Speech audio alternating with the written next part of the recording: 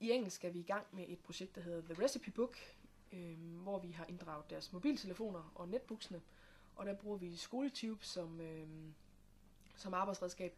Der har eleverne været hjemme og taget billeder med deres mobiltelefoner af deres aftensmad, og så har vi overført de billeder fra mobiltelefonerne til deres netbooks, og så skal billederne lægges ind i SkoleTube, hvor de skal lave små film, skrive tekst til på engelsk og lægge lyd ind over på engelsk, så de har både den skriftlige del af engelsk faget og den mundtlige del. Og som et forsøg laver jeg samme projekt i parallelklassen, som ikke har netbooks adgang hver evig eneste dag i alle timer. Der skal vi ud og låne maskinerne.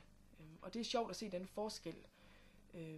6. A er markant mere selvkørende end 6. B. De er 6. A, når de møder modstand, er de meget bedre til at hjælpe hinanden, hvor 6. B går direkte efter læreren, fordi de ikke er så vant til at have maskinerne som deres eget faste arbejdsredskab.